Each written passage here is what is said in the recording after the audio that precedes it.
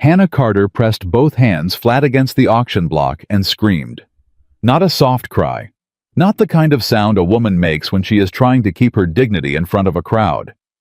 This was something torn from the bottom of her chest, raw and animal and desperate, because her father had just announced in front of every man, woman, and child in Red Creek, Wyoming, that her 5 children were going to be separated and contracted out across the territory before sundown. She screamed and nobody moved. If this story moved something in you, please subscribe to this channel and follow along until the very end. Drop a comment and tell me what city you're watching from. I want to see how far this story has traveled. Now let's go back to that August morning in 1884 and find out what really happened in Red Creek. The summer of 1884 came down on Red Creek like a punishment. The kind of heat that made the air above the road shimmer and bend, that dried the creek beds down to cracked mud and turned the grass the color of old bone. It was the kind of summer that wore people thin, and Hannah Carter had already been worn thin long before the season started. She was 32 years old and had been a widow for 14 months. Her husband Thomas Carter had died in what everyone in town called an accident, a wagon wheel that gave way on a mountain pass. A fall that nobody witnessed, a body that came home wrapped in canvas, and questions nobody dared ask out loud. Hannah had buried him with her 5 children standing beside her in the August dust, the oldest just 12, the youngest barely 4, and she had not had a single day to grieve, because grief was a luxury she could not afford. Thomas had left behind a small piece of land on the edge of town, a house with a leaking roof, 2 milk cows, a kitchen garden, and a debt that Hannah had not known about until the morning after the funeral, when her father, Jeremiah Carter, rode up to her front porch on his black horse and handed her a piece of paper. "Your husband borrowed against the land," Jeremiah said. "He did not get down from the horse. He did not take off his hat. Payment was due last spring. He did not pay. Now it falls to you." Hannah had looked at the paper. The number written on it made her stomach drop. "Papa," she said, "Thomas never told me about any loan. I don't even recognize this signature." "The signature is legal," Jeremiah said. "I had it witnessed. You have 60 days. He turned the horse and rode back toward town without looking at her again. That was 14 months ago. Hannah had spent every one of those months trying. She sold one of the cows. She took in laundry from the hotel. She sold her mother's silver brooch, the one thing she had saved from the woman who died bringing her into the world. She sent her oldest boy Eli to work mornings at the livery stable and kept the younger ones home to help with the garden and the remaining cow. She did everything short of stopping her own heart, and it was not enough. It was never going to be enough because the debt was not a real debt. She had understood that within the first month. The number kept growing. There were fees. Jeremiah added penalties for lateness charges for paperwork she had never requested. Every time she came close, the target moved. Jeremiah Carter did not want his money back. He wanted the land, and on the morning of August the 14th, 1884, he decided he was done waiting for it. Hannah had been up since before light, kneading bread dough at the kitchen table while the children slept when she heard the horses. Not one. Several. She wiped her hands on her apron and went to the window and saw her father riding at the front of a group of men. His lawyer, a man from the county recorder's office, and 2 deputies she recognized from the sheriff's department. Behind them came a wagon with a man she did not know sitting in the box holding a ledger book across his knees. She knew what it meant before anyone knocked. She still opened the door. "Hannah?" Jeremiah did not say good morning. He handed her another paper. "You are in default. The debt is called. The property reverts to me as of today. You and your children will vacate by noon." "Papa." Her voice was very quiet. "Where are we supposed to go?" "That," he said, "is not my concern." She looked past him at the men standing in her yard. Not one of them would meet her eyes. "These are my children," she said. "Your grandchildren. Eli is 12 years old. Clara is 10. The twins are 7. Ruth is 4 years old, Papa. Ruth still has nightmares about her father." "Where do you expect me to take a 4-year-old child?" Jeremiah reached into his coat and produced a second document. The county has arranged labor contracts for the children. They'll be placed in good homes across the territory, working situations. They'll be fed and housed. Hannah did not let him finish. She stepped off the porch with her bare feet in the dirt and put herself between her father and the door behind her. "You are not taking my children." "The law says otherwise," Jeremiah said. He did not raise his voice. He never had to. "You cannot support them. You have demonstrated that clearly. The court has already reviewed the petition. It is done, Hannah. It is not done." Her hands were shaking. "You cannot separate a mother from her children over a debt I never agreed to, over a loan I never knew existed." "Careful," Jeremiah said softly, and the softness was worse than shouting. "Careful what you say in front of witnesses, girl." That was when one of the deputies stepped forward and put a hand on Hannah's arm. She did not go quietly. She twisted away, got back to the door, pressed her back against it. The youngest Ruth had woken from the noise and was calling for her from inside. Hannah could hear Clara shushing her. She could hear Eli's feet on the floor, the boy coming to see what was wrong. "Eli," she called through the door. "Stay inside. Keep everyone inside." "Ma?" His voice cracked on the word. "Stay inside." Jeremiah looked at her the way a man looks at a stone in the road. Inconvenient. Temporary. "This will happen today," he said. "The only question is whether it happens peacefully or not." They brought her to town. Not in chains, Jeremiah was too careful for that. But with the deputies on either side of her and her children trailing behind in a loose, frightened cluster, it felt like the same thing. The street filled as they walked. Red Creek was not a large town, but it had the quality of all small towns. News traveled faster than horses. By the time Jeremiah stopped in front of the land office and turned to face the crowd that had gathered, there were over 100 people standing in the street. Hannah stood with Ruth pressed against her hip, and the other 4 children fanned out behind her, Eli at the back with his jaw set and his eyes burning. "People of Red Creek," Jeremiah said. He had a voice built for crowds deep and carrying and absolutely certain. "You know me. You know that I have built this county from nothing. You know that I honor my contracts, and I expect others to honor theirs." He gestured toward Hannah without looking at her. "My daughter has been given every opportunity to meet her obligations. She has failed. The law provides a remedy. Her children will be contracted to good families across the territory where they will receive food shelter and an education in honest labor." Someone in the crowd shifted. A woman near the back said something too low to hear. Jeremiah continued, "I have taken no pleasure in this, but sentiment cannot override law. The contracts are prepared. We will proceed." "What's the number?" The voice came from the edge of the crowd, not loud, not trying to be loud, but it carried the kind of weight that made people turn. The man who had spoken was on horseback. He had not been there a moment ago, or maybe he had and nobody had noticed him. He was lean and dark, and somewhere in his middle 30s, with the kind of face that had been outdoors for so long, it had stopped looking young or old and just looked permanent.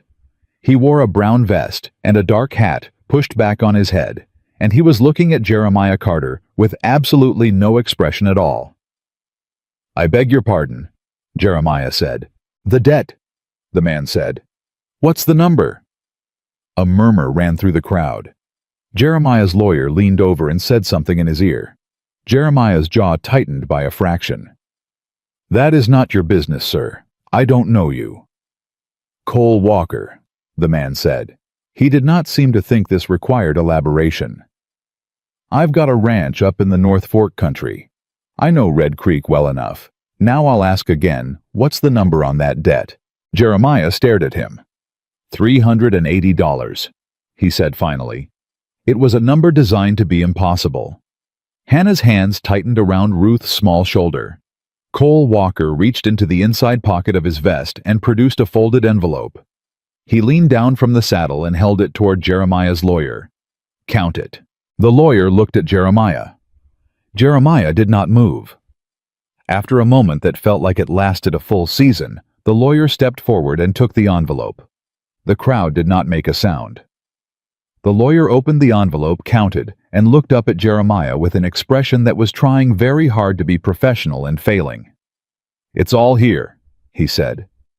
"Plus the fees." Jeremiah looked at Cole Walker for a long moment. Something moved behind his eyes. Something dark and calculating and very, very patient. "This is highly irregular," he said. "It's money," Cole said. "Which is what you said you wanted." He looked at Hannah for the first time. She could not read his face. It was not unkind, but it was not soft either. It was simply direct, the face of a man who was doing a thing because it needed doing, and had not decided yet what came next. "Ma'am," he said, "you and your children come with me." Hannah did not move immediately.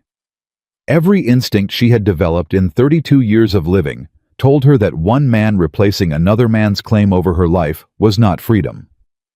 She looked at this stranger on his horse, this Cole Walker, with his North Fork ranch and his envelope full of money, and she felt the old familiar weight of owing someone something she had not chosen to owe. "Mr. Walker," she said. Her voice was steady because she had decided a long time ago that she would always keep her voice steady in public, no matter what was happening inside her chest. "What exactly are you buying?" Something shifted in his face. Not softness exactly, but something that recognized the question for what it was. "Nothing," he said quietly. "Not a thing in this world." "Then why?" "Because nobody else was going to." He looked away from her, then back at Jeremiah, and his voice went flat and final.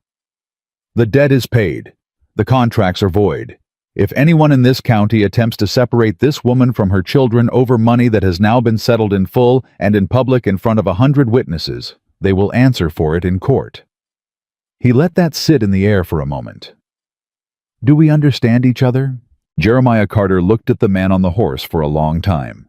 When he finally smiled, it did not reach any part of his face above his mouth.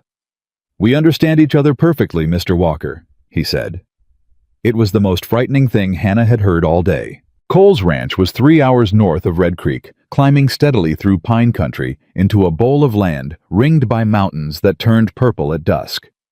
The house was large and plain, and had clearly been built by a man who knew what he was doing, with his hands solid, functional, not beautiful. There were corrals, and a barn, and a bunkhouse, and a garden that had been let go somewhat, the rows grown over at the edges. The children came out of the wagon one by one and stood in the yard and looked at the mountains. Ruth, 4 years old and solemn about most things, looked up at Hannah and said, "Mama, is this ours?" "No, baby," Hannah said. "We are guests." "For how long?" Hannah looked at Cole, who was unhitching the horse and had his back to them. "I don't know yet," she said honestly. Cole showed them the house without ceremony. There were 4 bedrooms. He took the smallest for himself and told Hannah to put the children wherever they fit. He showed her the kitchen and the larder, which was stocked well, and said she was welcome to anything in it. "Mr. Walker," Hannah said. She was standing in the middle of his kitchen, and he was moving toward the door that led to the yard, and she understood that he was a man who expressed things through leaving rooms rather than staying in them. "I need to know what you expect." He stopped, turned halfway. "I expect nothing," he said again. Men who spend $400 on strangers always expect something. The look he gave her then was not offended. It was almost, she thought, rueful, like a man acknowledging a truth he had been hoping to avoid. "I had a wife," he said, "and a little girl. 7 years ago I came back from driving cattle to find the ranch empty. There was a fever that went through the county. I was gone 3 weeks. He paused. "I've been alone up here for 7 years. I'm not looking to replace what I lost. I'm not looking for anything. I saw something happen in that street today that shouldn't happen anywhere in this country, and I had the money to stop it, and so I did." He met her eyes. "That's all it is, Mrs. Carter. I swear it on my wife's grave." Hannah looked at him for a long time. She had spent 14 months learning not to trust anything she was given without a price attached. She had developed the kind of wariness that comes not from being generally suspicious, but from being specifically, repeatedly, carefully betrayed. It did not leave easily. But she had also spent 14 months learning to read people quickly because her children's safety depended on it. And what she read in Cole Walker's face was a grief so thoroughly lived in that it had become something like peace. He was not lying to her. He was not performing kindness to get something. He was simply a man who had once had everything that mattered and lost it, and who had seen something unbearable and stepped in front of it. "Thank you," she said. It came out smaller than she intended. "There's nothing to thank me for," he said and went outside. That first night, Hannah fed her children at Cole Walker's kitchen table. Real food, hot food, more than enough of it, and watched them eat with the particular hunger of children who had been rationing for months and were trying not to show how much they needed it. Eli ate with deliberate slowness the way boys do when they are trying to prove they are not desperate. Clara, practical and 10 years old, assessed the kitchen with her eyes while she ate, already thinking about what she could do to be useful. The twins, Jacob and James, ate enthusiastically and without self-consciousness. Ruth fell asleep in her chair before she finished her plate. Hannah carried Ruth to the bedroom Cole had pointed out, tucked her under the quilt, and stood in the doorway for a long moment, listening to her breathe. Then she went back to the kitchen and stood at the window and looked out at the dark mountain shapes against the sky, and let herself be afraid in private, the way she had been doing every night for 14 months, quickly, quietly, and then putting it away. Jeremiah Carter had smiled at Cole Walker the way a man smiles when he has already decided what he is going to do next. Hannah knew that smile. She had grown up under it. She knew that the debt being paid did not mean it was over. It meant that her father had lost the first move in a game he had been planning for a very long time, and that he would not accept that quietly. She knew her father. He was not done. Outside, she could hear Cole in the yard, the soft sound of his boots on the ground, the low voice he used with the horses. He was a man who was more comfortable outside than in. She had already understood that. A man who had learned to live with silence, and had maybe forgotten how to live without it. She thought about what he had said, that he expected nothing. She thought about how many times in her life a man had said something like that and meant the opposite. She thought about the way he had looked at her children in the wagon, not with calculation, not with anything she could name as interest or ownership, but with something careful and a little lost, like a man looking at something that reminded him of a life he no longer had access to. She did not know what to make of Cole Walker. She was not sure she needed to yet. What she knew tonight was that her children were fed and safe, and sleeping in a solid house with a locked door, and that for the first time in 14 months, she could not hear the wind coming through the gap in the cabin roof, and that these things were enough to be grateful for without asking what they would cost. She blew out the kitchen lamp and went to bed. In the morning, she would figure out the rest. Down in Red Creek, the lights in Jeremiah Carter's study burned until past midnight. His lawyer sat across the desk from him. His man of business stood near the window. The ledger book lay open between them. "He paid it in full," the lawyer said for the third time, as though repetition might change the fact. "I can see that," Jeremiah said. "There's no legal basis to pursue the separation." "I am aware." Silence. "So what do we do?" the man of business asked. Jeremiah Carter closed the ledger.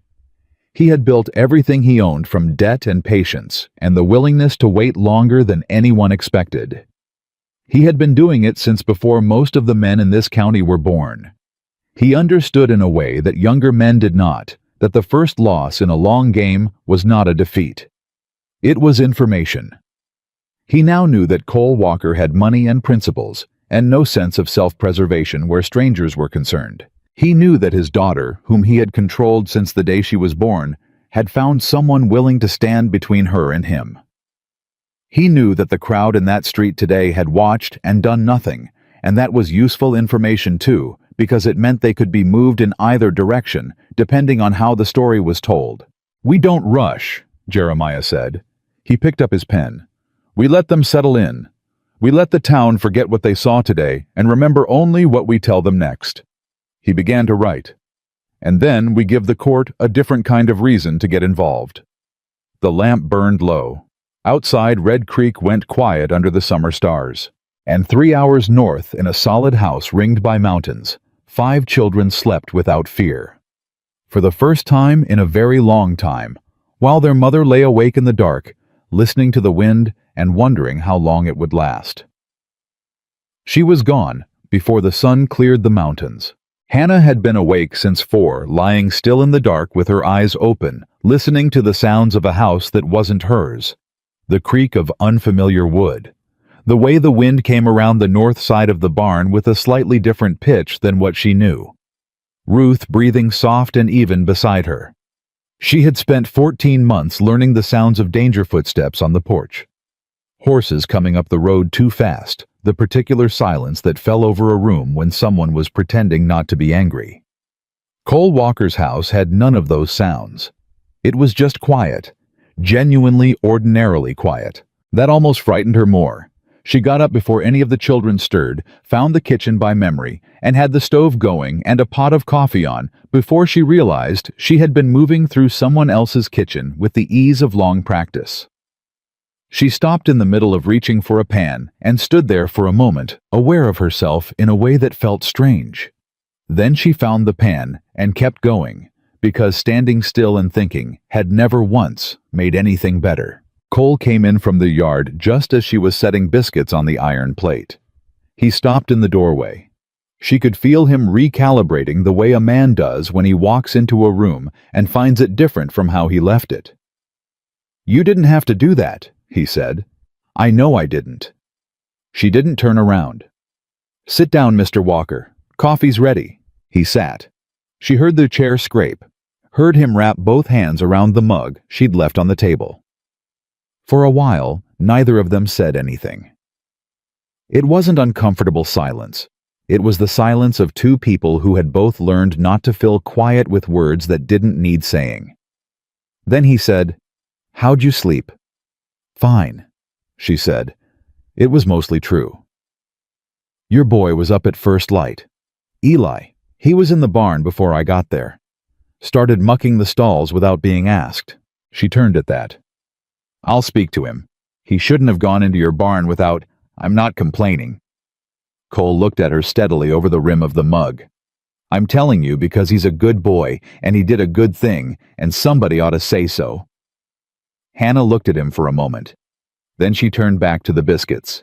"He's been the man of the house since Thomas died," she said quietly. "He's 12 years old, and he's been the man of the house for over a year. I've tried to stop him from carrying it, but he doesn't know how to put it down." "No," Cole said. "A boy who picks that up early doesn't usually know how to put it down." He paused. "I was the same way." She set the biscuits on the table and sat down across from him for the first time, which felt like a larger thing than it should have. She had been feeding men at tables her whole life. She had sat across from her father at tables her whole life.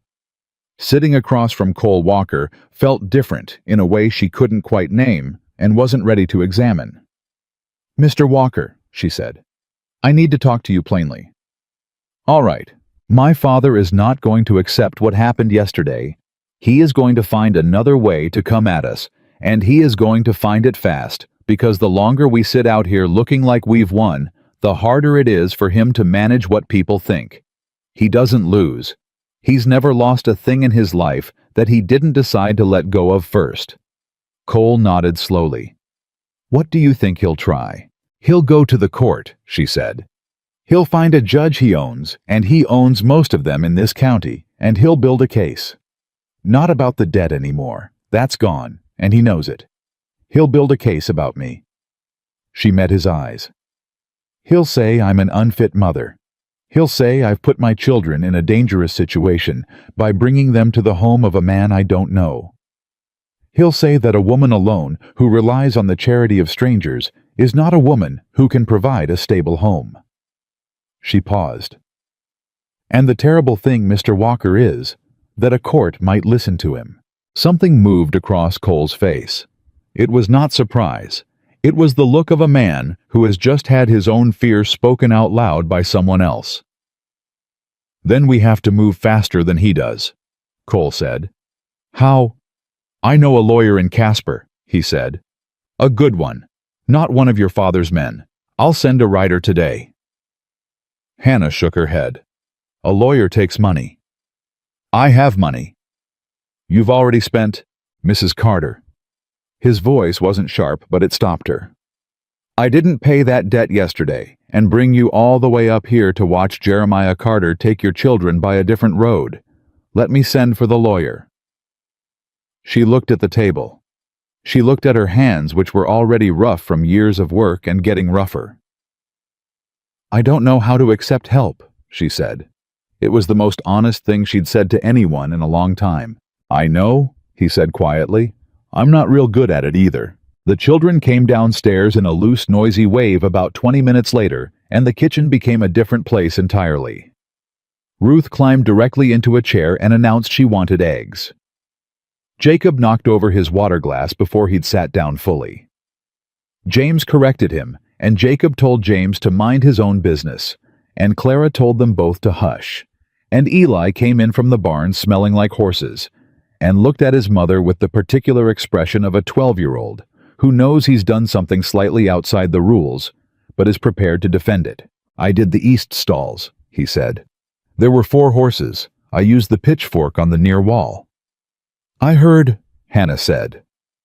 Eli looked at Cole. Cole looked back at him.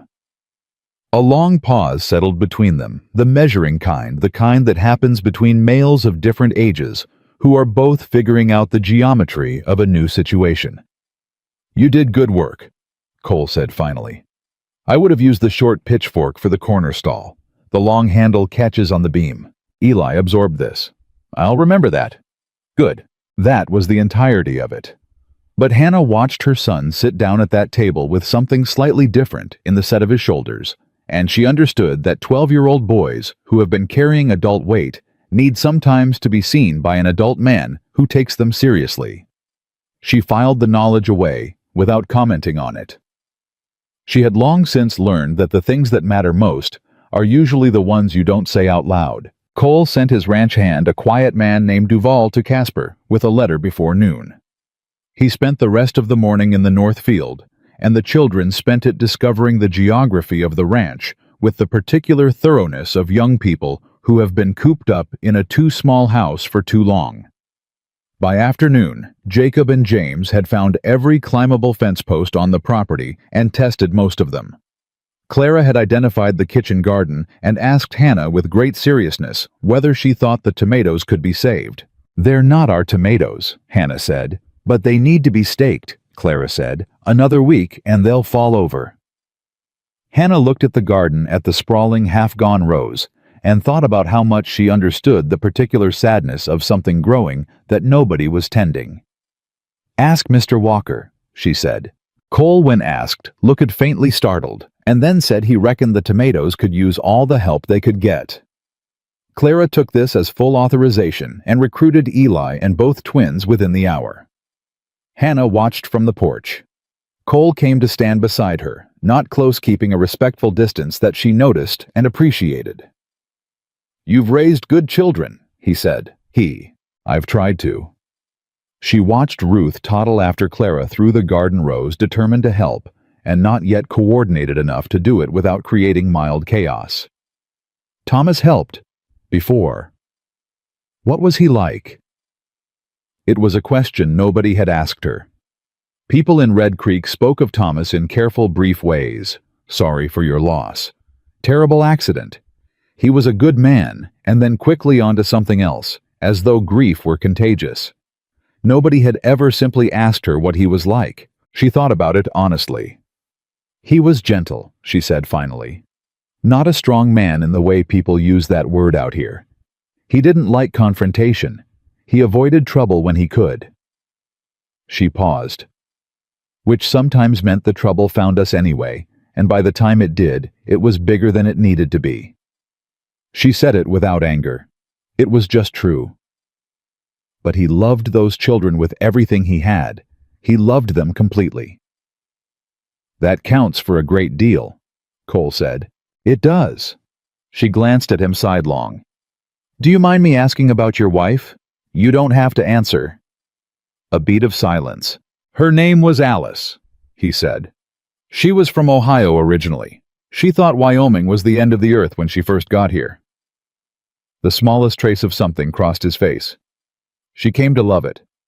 She said the sky was bigger than anything she'd ever seen, and she figured that meant there was more room for whatever you needed to become. He was quiet for a moment. She was right about most things. Hannah said nothing. Some silences are the right response. Her name was May, Cole said, and Hannah understood he meant the daughter. She was 5. She had her mother's eyes. He didn't say anything else. Hannah didn't ask. They stood on the porch in the afternoon heat and watched the children work in the garden, and the silence between them was the kind that had been earned rather than inherited. It was Eli who brought the news. He came back from the south fence line 4 days later, moving fast. His face tight in the way it went when he was trying to be controlled about something that was scaring him. There were 2 men at the road, he said. He was talking to Hannah, but his eyes cut to Cole. Just sitting there on their horses, watching the house. Cole was on his feet immediately. What did they look like? Big, both of them. One had a gray hat. The other one had a scar on his jaw. I could see it from the fence. They weren't doing anything, just looking. Eli paused. They stayed for about 20 minutes. Then they rode back toward Red Creek. Cole and Hannah looked at each other. He's counting, Cole said quietly. He's counting, she agreed. Her voice was flat and certain. How many children? How often we leave the property, whether you have men with you or not? How many hands do you keep? She asked. Full-time just Duval and 2 seasonal men I've already let go for the summer. She absorbed this. He'll know that. Yes.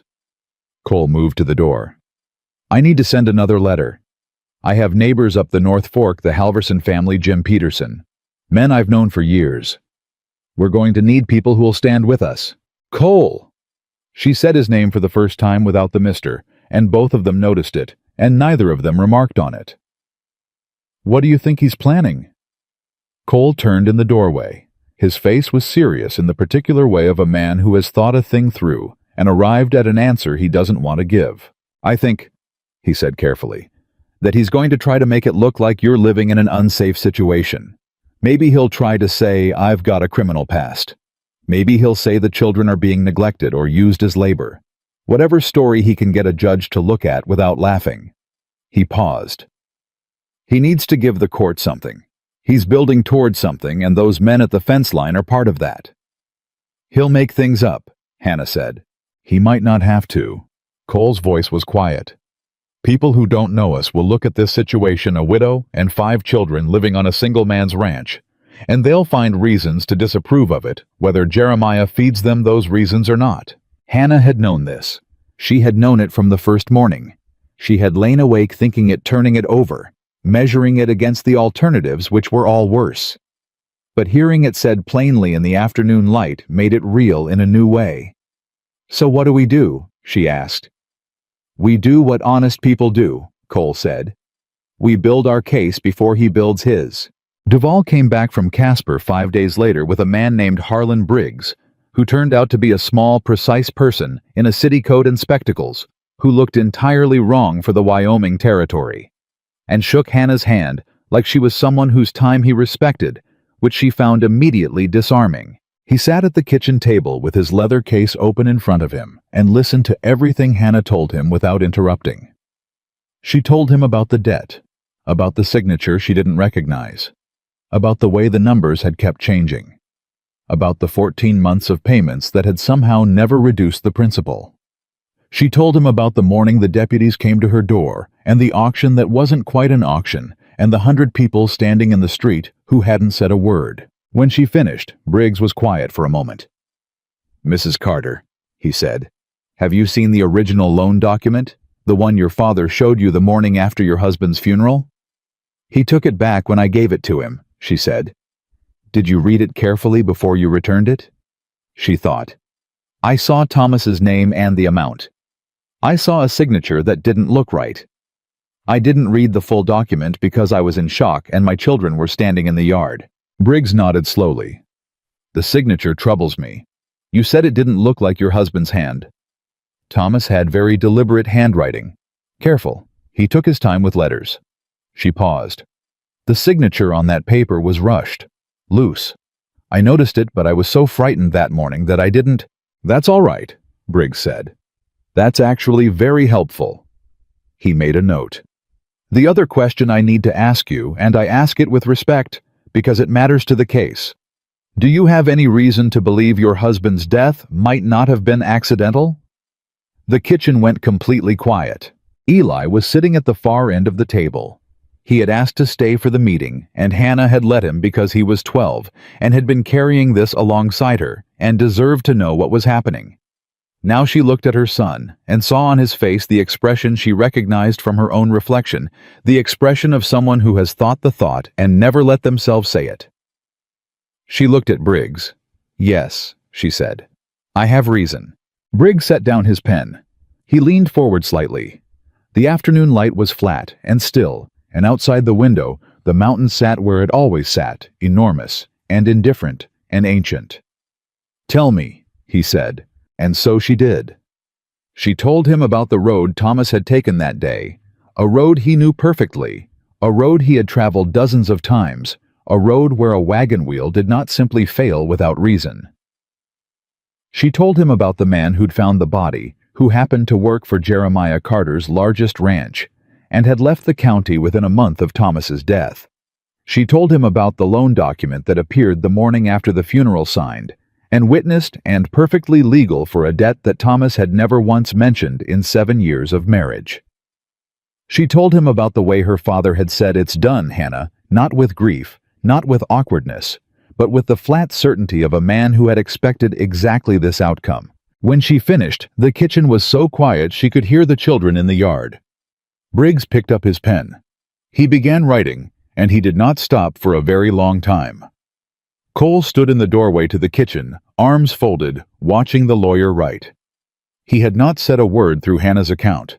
He had just stood there, and she had felt him there solid and present and listening, and it had made the telling easier than she would have thought. When Briggs finally looked up, his expression was composed and professional.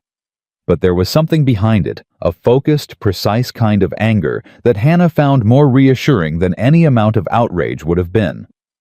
"Mrs. Carter," he said, "your father may have significantly underestimated what it is he's sitting on top of." He closed his leather case with a quiet snap. "We're going to need to move carefully, and we're going to need to move now." Outside, the sun was dropping behind the western ridge, pulling the color out of the sky in long streaks of amber and red. In Red Creek, 30 miles south, Jeremiah Carter was sitting in his study with his lawyer, and the two men watching Hannah's road had ridden back to report what they'd seen. Hannah didn't know what was being said in that study. She didn't know what her father was writing, or who he was writing to, or which judge's name he was considering putting at the top of a very particular kind of letter. But she knew her father. And for the first time in 14 months, Hannah Carter was not afraid of what he was going to do next. She was ready for it.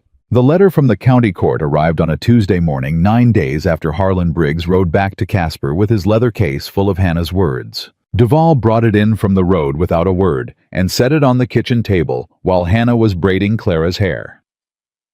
She looked at the official seal on the envelope and felt the familiar cold move through her chest. Not panic, not anymore, but the particular chill of a woman who has been bracing for a blow long enough that she can feel it coming through the floor before it lands. She finished the braid. She tied it off. She said, "Go help your brothers with the water bucket, Clara," and waited until the girl was out the door before she picked up the envelope. Cole came in from the yard while she was reading it. He read her face before she said a word. "How bad?" he asked. She set the letter on the table and turned it so he could read it. It was a summons, a hearing before Judge Clarence Morrow of the 4th District Court of Wyoming Territory scheduled for 3 weeks' time. The petition cited concerns regarding the welfare and custody of 5 minor children currently residing in the household of one Cole Walker unmarried male of uncertain moral character, having no biological or legal relationship to said children. The petition had been filed by Jeremiah Carter, identified in the document as a concerned family member and respected citizen of Red Creek County. It used the word welfare 11 times in 4 paragraphs. It never once used the word debt. Cole read it twice, His jaw was tight when he looked up. "Clarence Morrow," he said. "You know him. I know of him. He's been on the bench in Casper for 6 years. He's supposed to be clean." He paused. "Supposed to be?" "My father has a long reach," Hannah said. Cole folded the letter and picked up his hat from the hook by the door. "I need to ride to town. I need to get this to Briggs today. Cole." She said it quickly because she had been thinking since before the letter arrived, since the night Briggs had closed his case and ridden south, and she had lain awake, doing the arithmetic of danger in her head. "There's something else. Something I didn't tell Briggs." He stopped, turned fully. "There was a man," she said, "at Thomas's funeral, a man I didn't recognize standing at the back of the crowd. I noticed him because he was watching my father instead of the grave, just watching him very still. After the service, my father shook his hand, and the man left, and I never saw him again." She met Cole's eyes. "I asked around afterward quiet because it bothered me. Someone told me his name was Dodd, that he worked as a contract writer out of Laramie, that he did the kind of jobs regular ranch hands wouldn't do." The silence in the kitchen was absolute. "Why didn't you tell Briggs?" Cole asked. His voice was very careful. "Because saying it out loud in front of a lawyer makes it real," she said. "And if it's real—" She stopped, pressed her lips together. "If my father had Thomas killed over a piece of land, then I have been grieving the wrong thing. I have been grieving an accident. And my children have been—" She could not finish that sentence. Cole crossed the kitchen in 4 steps and pulled out the chair across from her, and sat down and leaned forward with his elbows on the table close enough that she could see the exact color of his eyes, which were darker than she'd registered before. "Hannah," he said, "listen to me. Whatever your father did, it does not change what Thomas was to you and to those kids. It does not change how much you loved him, or how real that loss is. You understand me?" She looked at him. She did not cry. She had not cried in front of another person in 14 months, and she was not going to start now. But something in her face shifted in a way she couldn't quite control. "Tell Briggs about the man named Dodd," Cole said quietly. "All of it, today." She nodded. He rode for Red Creek within the hour. What he found when he got there was not what he expected. The town had changed in 9 days. Not visibly the same storefronts, the same dust, the same horses at the same hitching posts. But Cole had spent enough time reading crowds and reading rooms to understand that a town's mood was a physical thing, like weather, and Red Creek's mood had shifted. People looked at him differently on the main street. Some looked away too quickly. A woman he'd nodded to on his last visit turned deliberately into a shop when she saw him coming. He stopped at the general store for supplies, and the man behind the counter. Henderson, who had always been cordial, was stiff and brief and did not quite meet his eyes. "Something I should know about?" Cole asked. Henderson made a show of checking his inventory list. "Don't know what you mean." "The town feels different," Cole said. Henderson set down the list. He glanced at the door, then back at Cole, and lowered his voice to something just above a whisper. "There's been talk," he said, "about the widow, and about you." He stopped. "What kind of talk?" "The kind that comes from a man who knows how to put words in the right ears." Henderson looked genuinely uncomfortable. "I'm not saying I believe it. I'm telling you it's been said." "What's been said, Henderson?" The man looked at this counter. "That the woman isn't what people think. That she arranged to have her husband's debt paid by a man she already knew. That the children are being used as ranch labor. That you've got a history in Kansas that doesn't bear looking into." He paused. "And that Jeremiah Carter is the only person who has the family's actual interests at heart." Cole stood there for a moment and breathed through his nose and said nothing. "Like I said," Henderson added, "I'm not saying I believe it. Who's saying it? It's in the air. It didn't come from one person. It's just everywhere. All of a sudden, the way things get when someone with resources decides they want something to be true." Cole picked up his supplies. He left exact money on the counter. He walked out and stood in the street and understood with a cold and specific clarity that they were already behind. Jeremiah Carter had not waited for the court date. He had started the trial early right here in the court of public opinion, and he had 3 weeks head start. Briggs was not in his Casper office. His assistant said he'd ridden to Cheyenne on another matter and was expected back in 4 days. Cole left an urgent message, then rode back to the ranch with the weight of the morning sitting across his shoulders like a loaded pack. He did not tell Hannah everything Henderson had said. He told her about the talk in town, the shift in people's manner, the rumors beginning to spread. He watched her absorb it with the particular stillness of a woman who is not surprised, but is nonetheless absorbing a blow. "He's not going after you in court first," Cole said. "He's going after your reputation, so that by the time you stand in front of a judge, half the county already thinks they know who you are." "That's how he's always worked," Hannah said. "He decides what the story is, and then he tells it until it becomes true." She was quiet for a moment. "What did they say about me?" Cole hesitated. "Tell me," she said flatly.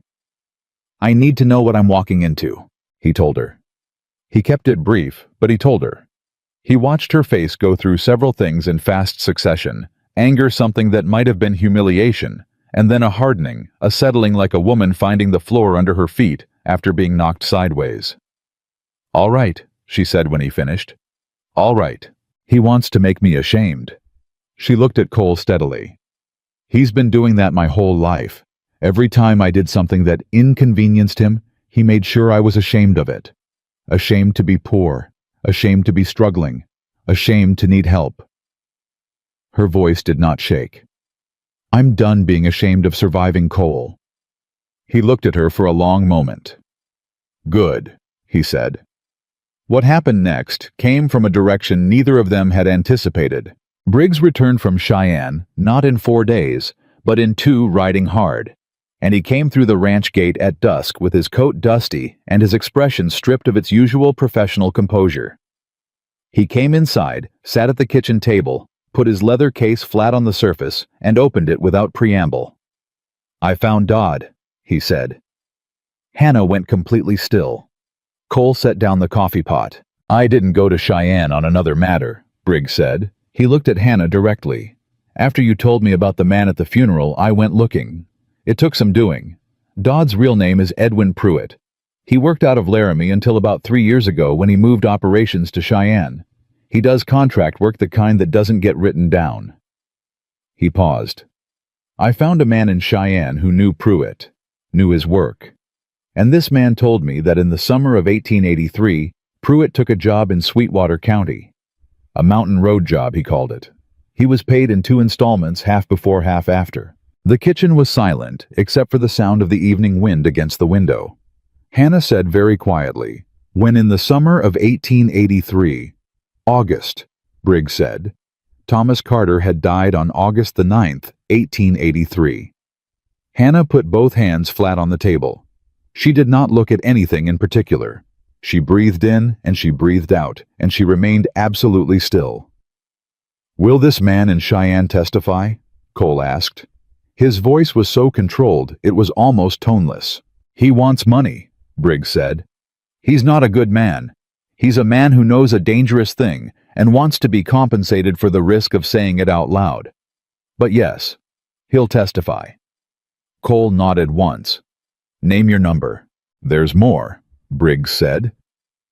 He reached into the case and produced a document, not an original, but a handwritten copy, his own neat script filling the page. The loan document, the one Jeremiah showed Hannah the morning after the funeral. "I tracked down the notary who witnessed it, a man named Sully, who processed documents for Jeremiah Carter's office for 6 years and left Red Creek last spring under circumstances that were apparently not entirely voluntary." He set the page on the table. Sully confirmed that the document was prepared before Thomas Carter's death, not after, and that the signature on it was not Thomas Carter's. Hannah looked up. "He forged it," she said. It was not a question. "Sully watched him do it," Briggs said. "He's been carrying that for over a year, and he is, I think, a man who wants badly to be able to sleep again." He looked at them both. He'll testify, without payment. He says he wants to. The silence that followed was enormous. Cole pulled out a chair and sat down heavily. He looked at Hannah. She looked at the copy of the document. Her face was doing something complicated. Grief and rage and relief all moving through it at once. The particular expression of someone who has been told the truth about a terrible thing and is discovering that even terrible truths are better than beautiful lies. He killed Thomas, she said, to get the land. He forged a debt to give himself legal cover, and when I couldn't pay an amount that was designed to be unpayable, he was going to take the land through the court. She paused. And the children the auction that was just to humiliate me, to break me in public so I'd stop fighting. Yes, Briggs said. There was no softening in his voice. Some people deserve directness more than comfort. He miscalculated, Cole said. His voice was very quiet. He miscalculated, Briggs agreed. He began laying documents on the table in a precise row. We now have a fraudulent debt instrument, a witness to the forgery, a hired man connected to the date and location of your husband's death, and 14 months of documented harassment of a widowed woman and her 5 children. He looked at Hannah over the top of his spectacles. Mrs. Carter, when we walk into that courtroom in 3 weeks, your father is not going to be the one filing the petition. He's going to be the one answering one. It was the moment she'd never let herself imagine, because imagining it felt like tempting fate. She had spent 14 months keeping her head down and her hopes small, and her focus on the next day, because looking further than that hurt too much.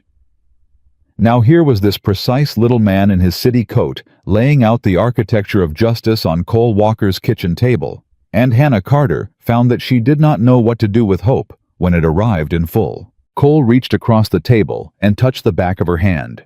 Not a grip, just a touch brief and gentle, the kind of contact that asks nothing and says everything. She looked at him. We've got him, he said quietly. Then the door opened. Eli stood in the frame with his face white and his chest heaving from running, and the look on his face drove every other thought out of the room immediately. There are men at the south gate, he said. 6 of them. They've got a paper.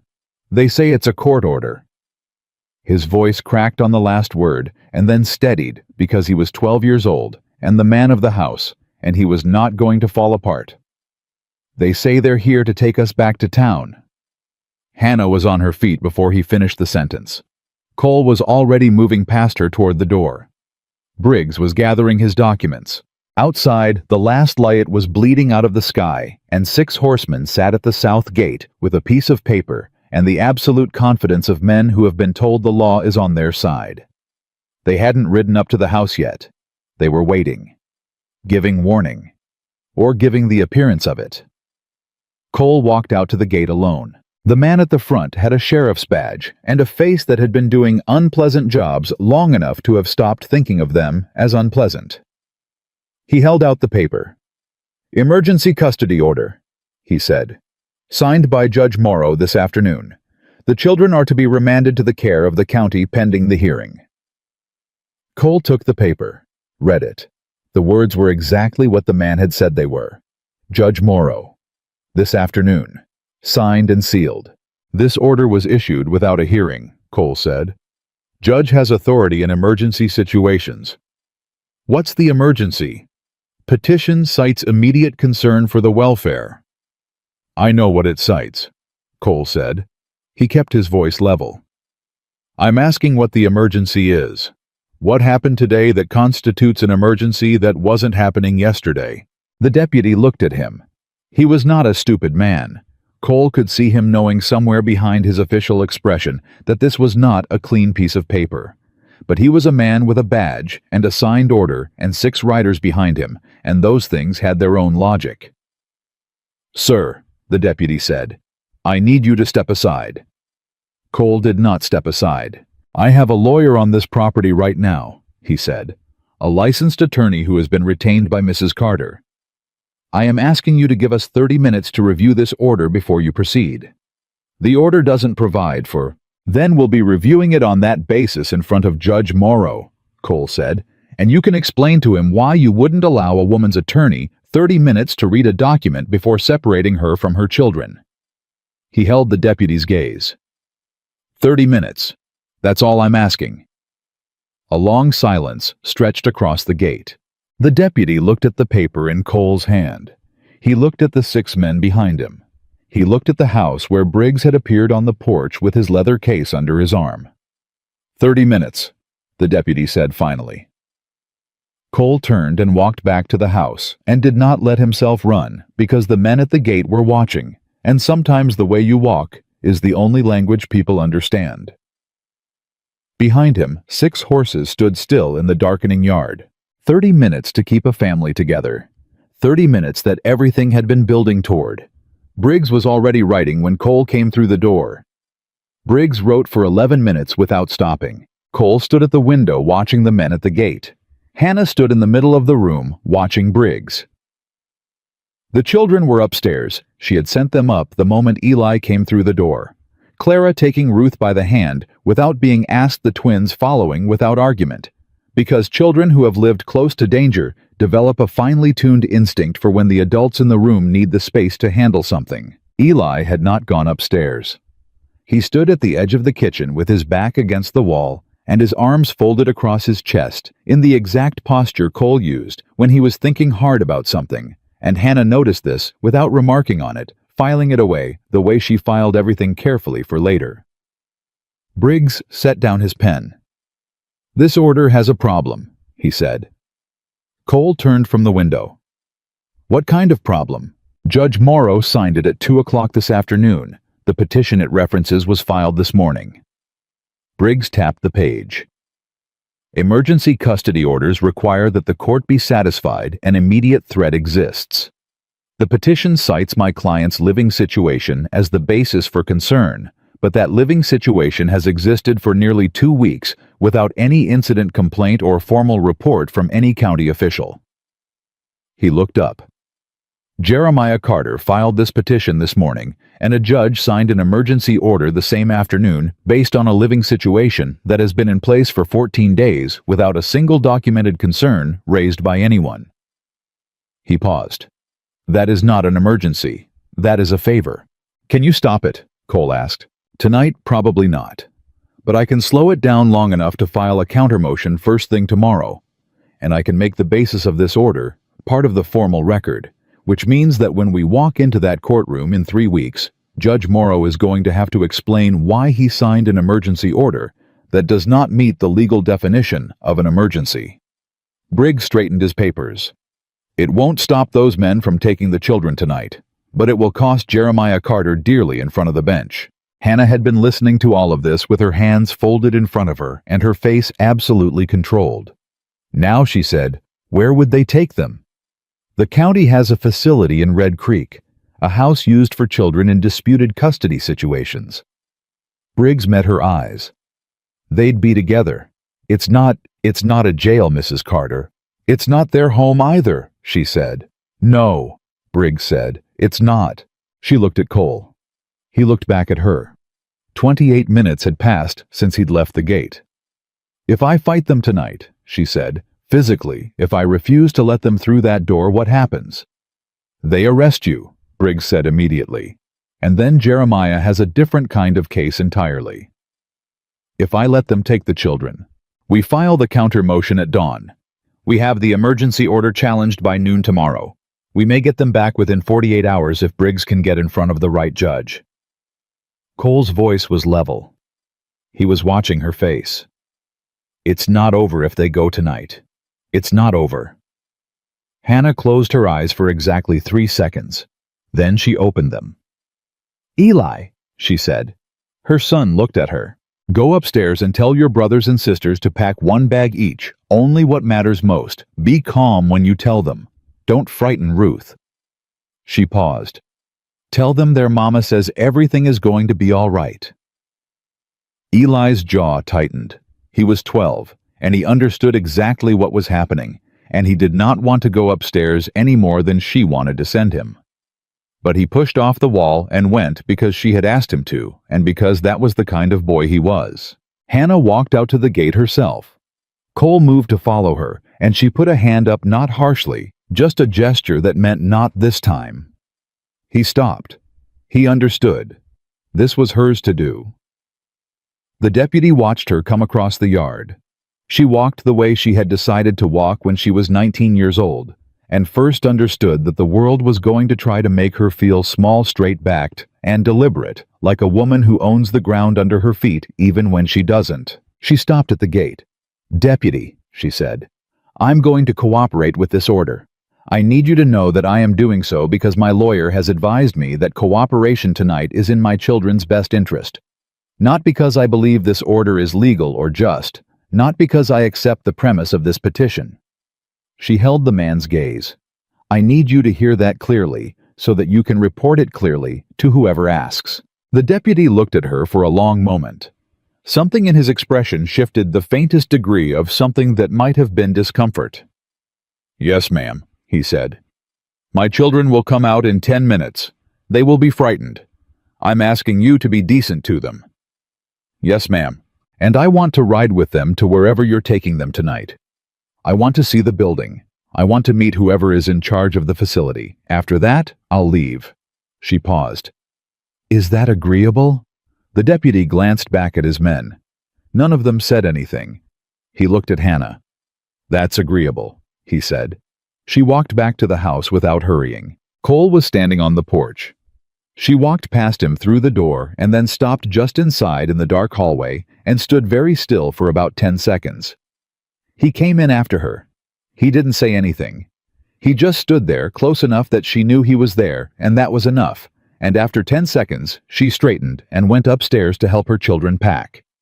They took the children at 9 o'clock that night. Cole stood at the gate and watched the wagon go. Hannah sat in the back of it with Ruth on her lap, and Clara pressed against her side, and the twins sitting close enough to touch her knee. Eli rode beside the wagon on one of the deputy's spare horses, because he was 12 and too old and too proud to sit in the wagon, and Hannah had not argued because some dignities matter more than the logic behind them. She looked back once at Cole standing at the gate with his hat in his hand, and then she faced forward. He watched until the wagon was gone, and then he went inside and sat at the kitchen table in the quiet house and felt for the first time in many years the specific weight of a silence that meant someone was missing from it. Briggs rode before dawn. Cole was already awake, already had the coffee on, when the lawyer came downstairs with his coat on and his case in hand. They did not say much. There was not much to say. Briggs had his counter-motion, his affidavits, his witnessed forgery confirmation from Sully, and his connection to the man in Cheyenne who could place Edwin Pruitt at the right location in the right month. He had enough. He knew he had enough. "The question," Briggs said at the door, "is whether the right judge sees it. And if Morrow is compromised, then we take it to the territorial level. It takes longer, but it holds better." Cole nodded. "Whatever it costs." Briggs looked at him with his precise measuring gaze. "Mr. Walker," he said, "can I ask you something personal?" "You can ask. What is this to you truly?" He was not being unkind. He was being the kind of direct that small, precise men can afford when they are also very good at their jobs. You paid a debt that wasn't yours. You housed a family you didn't know. You've spent significant money and put your own reputation in the path of a man who destroys reputations for sport. I need to understand what you're prepared to lose because I need to know how far to push. Cole was quiet for a moment. "I watched a man treat human beings like livestock in the middle of a public street," he said, "and 100 people stood there and didn't say a word." He looked at his coffee cup. "I've been alone up here for 7 years telling myself that other people's troubles weren't mine to carry. I believed that. I think I believed it because it was easier than the alternative." He paused. "Push as far as it goes, Briggs. I know what I'm prepared to lose." Briggs studied him for another moment. Then he picked up his case and walked out to his horse without another word. Cole rode to Red Creek that morning, not for any specific errand. He rode because staying on the ranch with the empty house and the untended garden and Ruth's small handprint still on the kitchen window was something he was not sure he could manage quietly, and he had learned a long time ago that the best thing for an unbearable stillness was motion. What he found in Red Creek was different from what he'd found the last time. Different, and not in the way he'd expected. Henderson at the general store came around the counter when Cole walked in and said without preamble, "I heard they took the children last night." "They did," Cole said. Henderson looked at his hands. "I want you to know what I told you before about the talk in town. I don't hold with it. I said I didn't believe it, and I meant it. I should have said that louder." He looked up. "Some of us have been talking. Since yesterday. Since people heard about the emergency order. There are folks in this town who knew Thomas Carter, who know Hannah Carter, who have been watching Jeremiah Carter run this county for 20 years and have been too afraid to say anything out loud." He paused. "Some of them want to say something now." Cole looked at him steadily. "What kind of something?" "Come to the meeting tonight," Henderson said.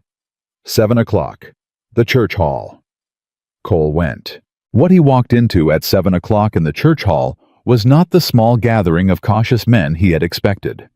There were close to 40 people in that room, ranchers, shopkeepers, a woman who ran the boarding house, the schoolteacher, a former deputy who had left the sheriff's department the previous year and whose reasons for leaving Cole was beginning to suspect were connected to the current sheriff's relationship with Jeremiah Carter. A man named Aldous Webb, who had ranched north of Red Creek for 30 years, stood at the front of the room and said what everyone already knew, but had not said aloud, that Jeremiah Carter had been using debt and legal pressure and carefully placed rumors to take land and silence people in this county for 2 decades. That 3 families had lost property to him in the last 4 years alone. That a 4th family had left the territory rather than fight him. That everyone in this room knew someone he had broken, and that most of them had looked away because it was easier and safer than looking directly at the thing. "We looked away when Hannah Carter's children were nearly auctioned in the street," Webb said. "I'm not going to look away again." Cole listened. He did not speak until the end when Webb asked him to, and then he stood up and said 3 things: that he had a lawyer with evidence that could bring Jeremiah Carter into a criminal proceeding, not just a civil one; that he needed witnesses, people willing to put their names to what they had seen over the years, and that he needed them to understand that Jeremiah Carter would come after anyone who stood up, and that standing up was going to cost something, and they should walk in clear-eyed about that. 17 people signed their names that night. Cole rode back to the ranch with the list in his coat pocket and found Hannah sitting on the porch in the dark. He stopped his horse. "Hannah, they let me stay until 9, she said. She was not crying. She had clearly been not crying for several hours, and was doing it through sheer force of will. Ruth didn't understand. She kept asking when they were going home. Clara told her soon. Clara is 10 years old, and she told her 4-year-old sister soon, like she absolutely believed it. Cole got down from the horse. He sat on the porch steps, not on the chair beside her, not presuming that, but close enough to be present. "I went to a meeting tonight," he said. "In town." He told her. All of it. The 40 people, the 17 signatures, Webb and the former deputy, and Henderson, and the school teacher. He told her without editorializing, just the facts laid flat, and watched her absorb them. When he finished, she was quiet for a long time. 17 people, she said finally, to start. He's going to go after every single one of them. He's going to try, Cole said. But there's a difference between going after one woman alone and going after 17 families with a lawyer and a paper trail and witnesses to a forged document and a man who can connect your father to a hired killer. He paused. He built his power on people being isolated, one at a time alone with nobody watching. That's not what this is anymore. Hannah looked out at the dark and the mountain shapes beyond it. Thomas used to say that the only thing my father was truly afraid of was being seen, she said quietly. He said all men like that, men who operate in the spaces between things, in the gaps where nobody's watching. The only thing that truly frightens them is a room with no shadows. Cole did not say anything. We're turning on the lights, she said. Yes, he said. We are. She looked at him, then really looked at him, the direct, full-on way she rarely allowed herself, because she was still learning to trust what she saw. "Cole," she said, "why did you come to that street that day? The real reason. Not the one you've been giving people." He was quiet long enough that she thought he might not answer. "I had a dream about May," he said at last. His voice was very low. "The night before. I dreamed about her, and I woke up before dawn, and I couldn't go back to sleep. And I rode. No destination. And I ended up in Red Creek at the wrong moment, or the right one, depending on how you look at it." He looked at his hands. "And I saw your face when your father read out what he was going to do. I saw your face, and I saw you not breaking. And I don't know. I don't know exactly what happened in me right then, but something that had been closed for a very long time opened up, and I reached into my coat before I'd finished deciding to." The night was very still around them. "That's the real reason," he said. "It's not a particularly heroic story." "It's the best story I've ever heard," Hannah said. He looked at her. She looked at him.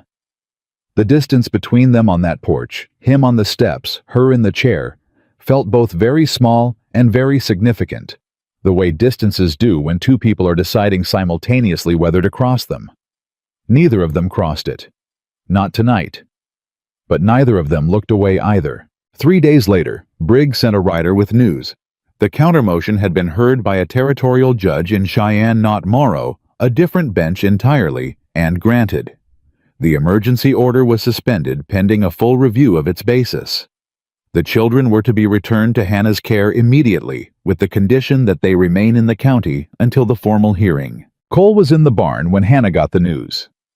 She came out to tell him herself, and he saw her face before she said a word, and he set down what he was holding, and straightened up, and she said, "They're coming home." And for one unguarded moment, he saw something move across his face that had nothing to do with legal proceedings or strategy or any of the things they'd been carefully, sensibly focused on, something much older and quieter than any of that. "Good," he said. His voice was rough. "Good," she agreed. And then the practical world reasserted itself as it always does. There was a wagon to arrange, and children to collect, and Clara's tomatoes needed staking, and Ruth was going to need her specific quilt from the specific spot on the bed, or she would not sleep, and all of it mattered enormously and immediately. But in the barn, in the brief space before all of that, Cole Walker let himself feel something he had not felt in 7 years. Something that felt cautiously quietly against all his better instincts, like the beginning of a life. The formal hearing was now 10 days away. And Jeremiah Carter, for the first time in 20 years of doing exactly as he pleased in Red Creek County, was going to have to answer for it. The 10 days before the hearing did not pass slowly. They passed the way the last stretch before a storm passes, charged compressed every hour, carrying the weight of several. Briggs rode up from Casper twice more. He brought affidavits. He brought the formal deposition from Sully, the notary, who had signed his name to the truth about the forged loan document, with the careful deliberateness of a man who had been waiting too long to do it, and was not going to flinch now. He brought a written statement from the man in Cheyenne who could connect Edwin Pruitt to the mountain road in August of 1883. And he brought news that the Territorial Marshal's office had opened a preliminary inquiry into Pruitt's activities, which meant that what had begun as a custody hearing was quietly expanding into something with a much longer reach. Jeremiah Carter knew it too. Cole could see it in the quality of the silence coming from Red Creek, the way the men at the road had stopped appearing, the way the pressure that had been constant and grinding had suddenly gone very still. A man like Jeremiah Carter went quiet the same way a fire went quiet when it was deciding whether to die or to jump to something larger. Cole did not mistake the quiet for retreat. He said as much to Hannah one evening after the children were in bed. They had developed a habit without discussing it of sitting on the porch after supper, her in the chair, him on the steps. The same geography as that first night she'd come back from collecting the children, as though both of them had found something in that arrangement that they weren't ready to change. "He's not done," Hannah said. She had said it before. She was saying it again, not because she was afraid, but because she needed it said aloud to keep herself sharp. "No," Cole said. "But he's running out of clean moves." He paused. Briggs thinks he'll try to discredit the witnesses before the hearing. Approach them privately. Remind them what he's capable of. He will, Hannah said. He's done it before. There was a man named Greer. He owned a parcel adjacent to my father's North Range. He had evidence of water rights fraud. He was going to take it to the county recorder. She paused. 2 weeks before he did his barn burned. Nobody could prove anything. Greer left the territory within a month. Webb knows that story, Cole said. I told him. He said, and I'm giving you his exact words here, he said your father can burn every barn in the county, and he'll still show up in that courtroom because he's 71 years old, and he does not intend to die having looked away from one more thing. Hannah was quiet for a moment. I want to go see them, she said. The people who signed. Before the hearing, I want to go to each one of them and look them in the eye and say, thank you myself. Not through you, not through Briggs. Me. Cole looked at her. That's a week of riding. I know. I'll go with you. She turned to look at him, and he met her gaze directly the way he always did. No deflection, no softness, that was really evasion, just steady. All right, she said. They spent 5 days riding the county. They went to Henderson's store and to Webb's ranch and to the boarding house and to the school teacher's home and to a dozen other addresses written in Cole's neat hand on the paper he kept in his coat pocket. Hannah sat across from each person and thanked them plainly, without ornamentation, and listened to what they had to say. And several of them said things that surprised her, that they had known her mother, that they had watched Jeremiah Carter's cruelty from a distance for years, that they had always thought Hannah was stronger than she knew. A woman named Dora Finch, who ran the boarding house and was 60 years old, and built like someone who had stopped caring what the world thought of her about 30 years ago, took Hannah's hands in hers at the door and said, Your father has been telling this county who you are for 30 years. It's time you told it yourself. Hannah held that sentence in her chest the whole ride back. The morning of the hearing came in bright and indecently clear. They rode to Red Creek in a group, Cole, Hannah, Briggs, Duval, and Eli, who was 12 years old and was going to be present because Hannah had decided that her son, who had carried this alongside her, deserved to see how it ended.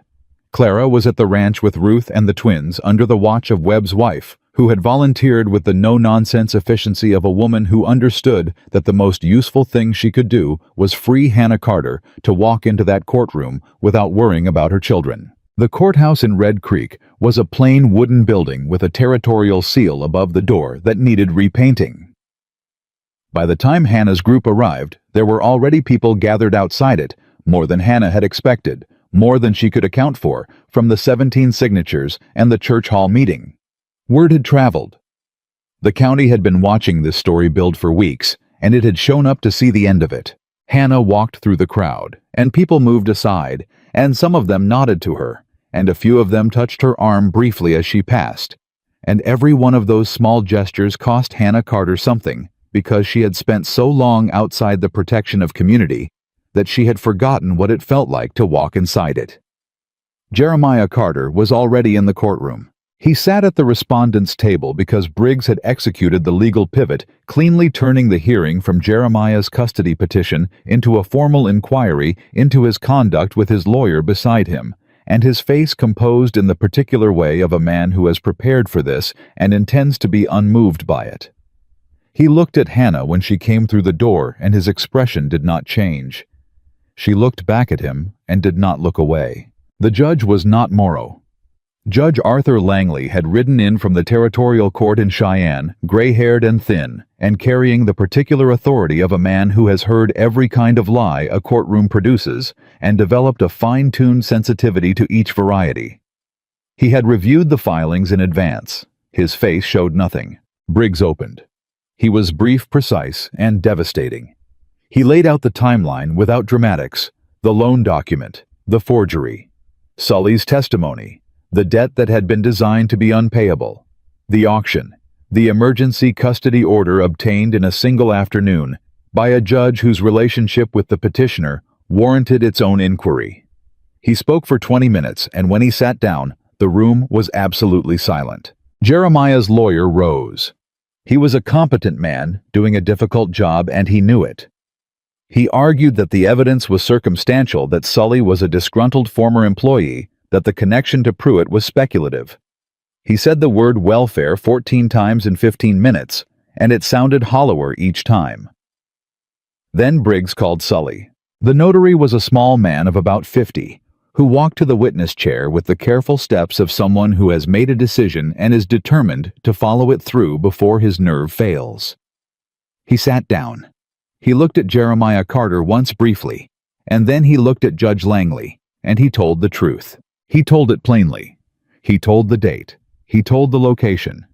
He described Jeremiah Carter sitting at his desk with Thomas Carter's sample signature in front of him, a document Thomas had signed years earlier in an unrelated transaction, and copying it. He said he had been told to witness and notarize the resulting document, that he had been paid $50 over his regular fee, and that he had known what he was doing and done it anyway, and that he had not slept well since. Jeremiah's lawyer objected 4 times. Judge Langley overruled 3 and sustained 1 on a technical basis that changed nothing material. When Sully stepped down, Jeremiah Carter's lawyer leaned over and said something in a low voice. Jeremiah's jaw moved slightly.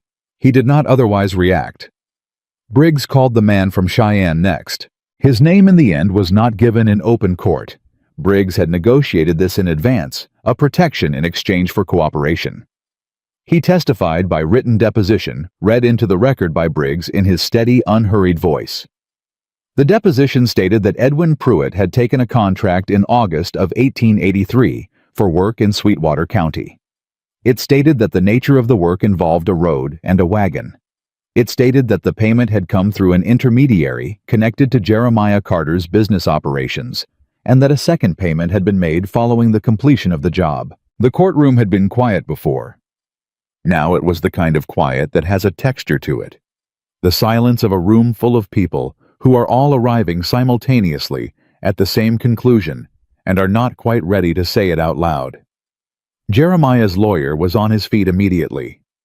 He was loud and technical and correct on several procedural points, and it did not matter at all. Judge Langley looked at the deposition for a long time. Then he looked at Jeremiah Carter. "Mr. Carter," he said, "do you wish to address the court?" Jeremiah stood. He was still composed. Still the man who had built 20 years of power on the ability to be the calmest person in any room. He straightened his coat. He looked at the judge with the steady gaze of a man who is absolutely certain that institutions bend to those who built them. "Your Honor," he said, "these accusations are the product of a coordinated campaign by a man of questionable background to discredit a prominent citizen in order to—" "Mr. Carter." Langley's voice was not loud. It did not need to be. "I am asking whether you wish to address the substance of what has been entered into this record, not the motivations you attribute to those who entered it." A pause. "I have nothing to say to fabrications," Jeremiah said. "Then I have what I need," Langley said. He made a note. That was the moment Hannah Carter understood it was over. Not the gavel which came later.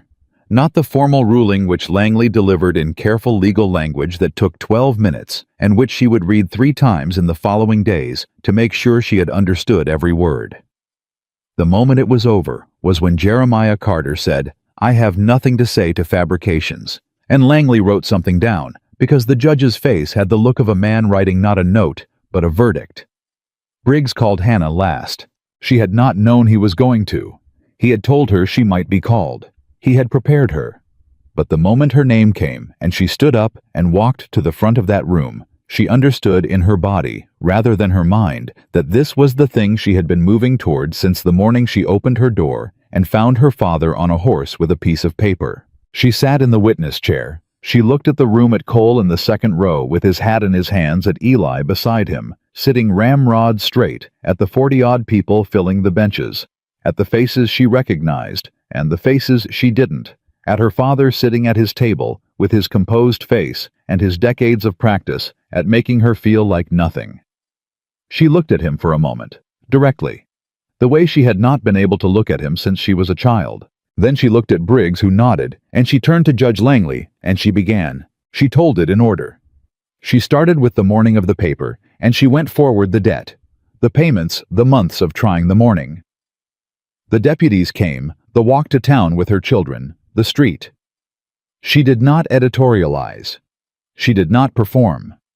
She used the same voice she used when she was telling her children something true and important, the voice that had no extras in it because the truth did not need decoration. She talked about Thomas.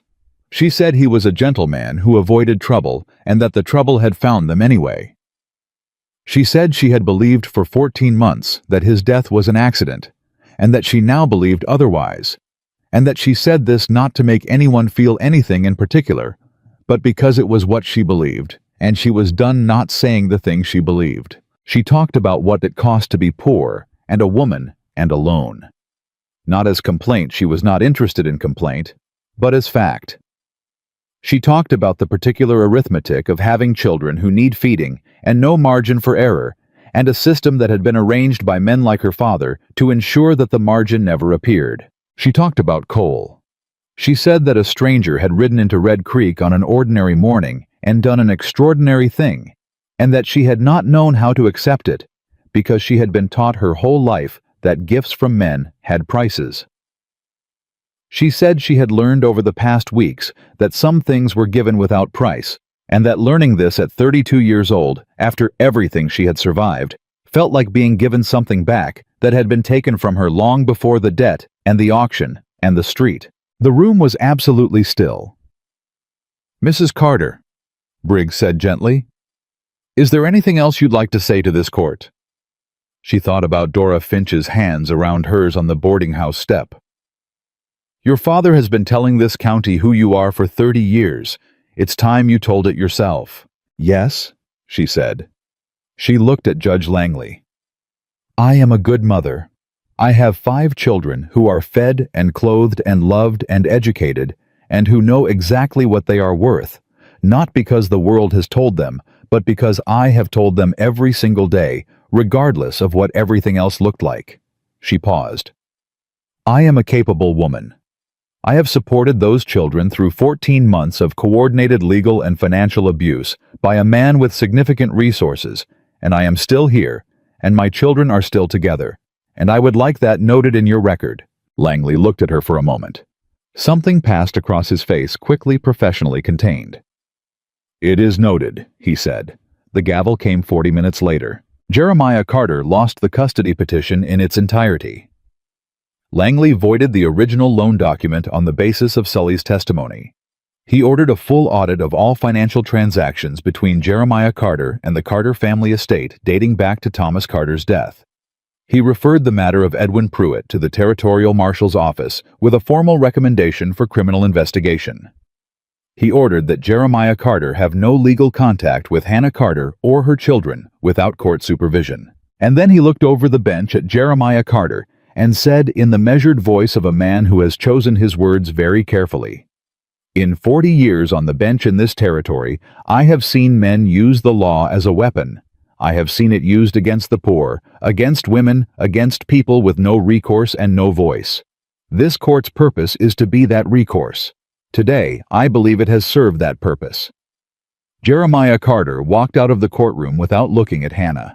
She watched him go. She had expected to feel something enormous triumph or relief so deep it buckled her knees, or the long-delayed grief of a woman who had been fighting too hard to grieve. She felt all of those things, but under them quieter and more durable, she felt something she did not have a precise word for. Something like the sensation of a weight being removed that you had carried so long you had stopped knowing it was there. Not lightness exactly, but the sudden awareness of your own body without the burden. The awareness of your own lungs filling with ordinary air. Eli found her in the hall outside the courtroom. He walked straight to her and put his arms around her without saying anything, and he was 12 years old, and he had been the man of the house for 14 months, and he was still a boy, and she held him and let him be both at once. Cole found them there. He stopped a few steps away and waited hat in hand, giving them the space. When Eli stepped back, Cole looked at Hannah and she looked at him, and there was nothing complicated in it. Just 2 people standing in a courthouse hallway in Red Creek, Wyoming, in the summer of 1884, having arrived on the other side of something neither of them had been sure they'd get through. "Well," Cole said. "Well," she said. He held out his hand. She took it. Not the brief touch of the kitchen table, a real grip, two people holding on. "Let's go home," he said. And that was that, and that was everything. The summer became fall. The ranch filled up in the way that places fill when the right people are in them, not all at once, not dramatically, but in the accumulation of small things that become, without you noticing, a life. Clara staked every last one of the tomatoes and harvested them in September with the satisfaction of someone who has rescued something that was going to waste. The twins found every loose board on the property and informed Cole of each one with the thoroughness of a safety inspection. Ruth decided that the brown mare in the South Corral was hers specifically, and Cole did not dispute it. Eli learned the short pitchfork for the corner stall. Briggs wrote in November to say that Edwin Pruitt had been located in Colorado and arrested. That the territorial marshal's investigation into Jeremiah Carter had expanded to include 3 other families whose land he had acquired under similar circumstances. That Jeremiah's business partners were distancing themselves with the speed of men who had always sensed which way the wind was going to turn. That the county was slowly, and with the particular stiffness of an institution that does not enjoy being wrong, beginning to look at the preceding 20 years differently. Jeremiah Carter was never tried for Thomas's death. The evidence was strong enough to destroy him, and not quite strong enough to convict him, and the law being imperfect was something Hannah had accepted long before. She sat with that for a long time. She put it somewhere in herself, where difficult truths go not forgotten, not dismissed, but held the way you hold something that cannot be fixed, but must be carried honestly. She visited Thomas's grave in November, the first time she'd been able to go alone since the spring. She stood there in the cold and talked to him the way she used to talk to him at the end of hard days, and she told him about Cole, and about the hearing, and about Eli and his pitchfork, and Ruth and the brown mare. She told him his children were all right. She told him they were going to be better than all right. She told him she was not asking his permission for anything, because he had never been the kind of man who required that, and she loved him for it, and she always would. Cole asked her to marry him in December. He did not do it dramatically. He did it the way he did everything, directly, without ornament, on the porch in the early evening, with the mountains going dark behind him and his hat in his hands. He said he knew she did not need him. He said he understood that she had built something solid without him, and he was not suggesting she couldn't continue to do so. He said that he had been alone for 7 years, telling himself that was sufficient, and that she had, without trying to or asking permission to, made it impossible for him to keep believing that. He said, "I would like to spend the rest of my life being in the same place as you and your children, if that's something you want too." Hannah looked at him for a long time. "Ask me again in the spring," she said, "when the tomatoes come back." He smiled. It was the first full smile she had seen from him, not the small controlled expressions he usually allowed himself, but a real one, the kind that changed his whole face. "I'll ask you every day until spring if you want," he said. "Once more will do," she said, "in May." He asked her in May, standing in Clara's garden with the tomatoes staked and climbing, and the Wyoming sky doing its enormous unhurried thing above them. The children were nearby, all of them. Ruth chasing something in the grass, the twins arguing about something that did not matter. Clara pretending not to watch Eli leaning against the fence post with the studied casualness of a 13-year-old who is absolutely paying attention. Hannah said yes. It was not the end of hard things. There is no territory in this life where the hard things stop entirely, and Hannah Carter had been around long enough to know better than to expect one.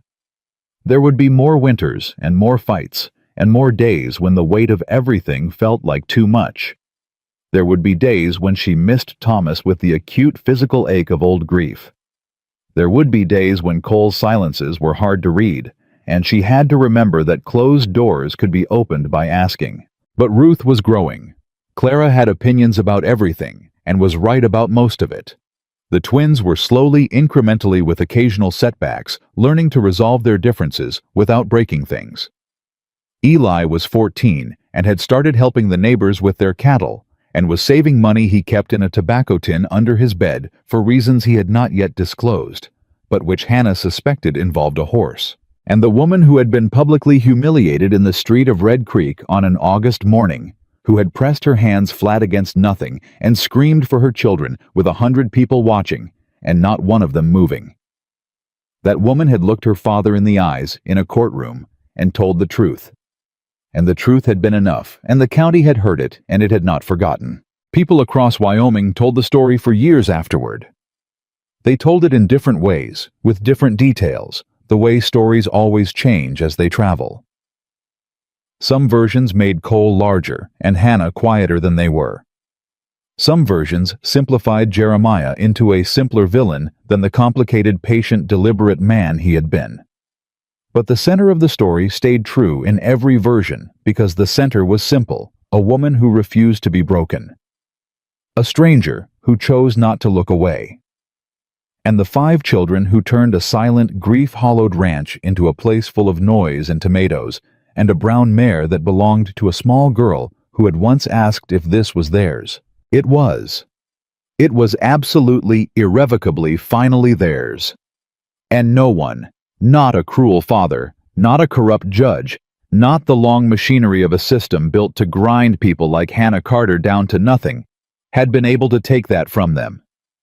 Because some things once chosen freely cannot be taken, only given away. And Hannah Carter had stopped giving herself away the morning she pressed her hands flat against the world and said no. Everything after that was the life she had earned.